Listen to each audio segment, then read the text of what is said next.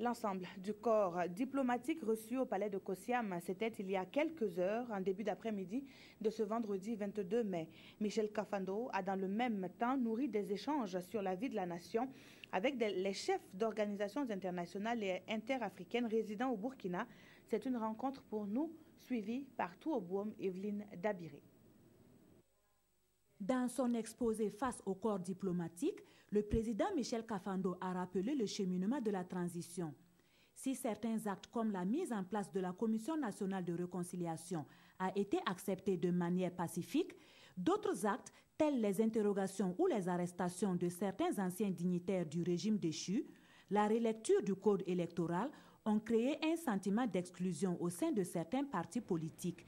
Un point d'achoppement non fondé selon Michel Kafando, qui explique. Lorsque vous avez affaire à un changement de cette nature, c'est une rupture insurrectionnelle, il vous est difficile de ne pas tenir compte de la volonté de ce peuple qui s'est mis en insurrection pour demander un changement. C'est vraiment difficile. J'ai cité même des cas dans l'histoire.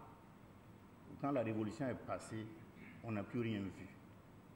Mais nous, la révolution est passée, il y a eu ce code électoral, mais nous avons eu la sagesse de faire comprendre que nous pouvons mettre de côté certains dignitaires de l'ancien régime qui ont poussé à bout pour l'adoption de ce fameux article 37 qui devait proroger le pouvoir de l'ancien président.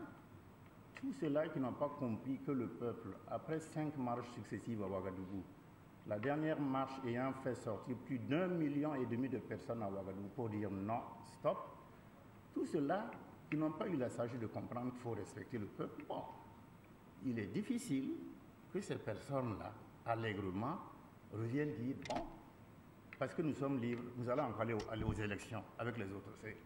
Du point de vue logique et de la justice, je pense que vous devez comprendre cela. D'autres points, comme les difficultés financières que rencontre la transition, ont été évoqués.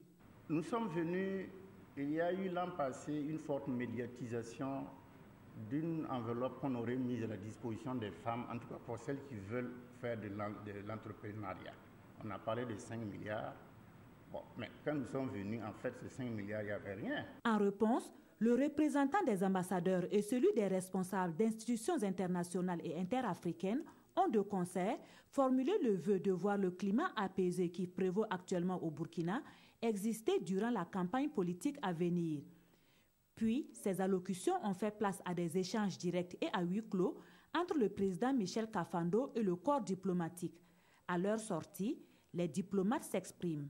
L'échange d'aujourd'hui avait pour objet de passer en revue tous les éléments qui sont relatifs à la conduite de la transition, tant dans ces aspects qui visent les aspects de sortie de la transition, c'est-à-dire la préparation des élections de fin de la transition et tout le dispositif qui est mis en place pour arriver à une bonne organisation du scrutin, mais également tout ce qui concerne la conduite normale de l'administration publique et de la conduite du développement, tout en mettant en œuvre les réformes que le gouvernement a mis dans son programme de la transition. Cette rencontre jugée nécessaire par le président permettra d'informer les institutions qui soutiennent la transition de la volonté du gouvernement d'atteindre la finalité visée par l'insurrection populaire d'octobre dernier, à savoir l'instauration d'une démocratie véritable au Burkina.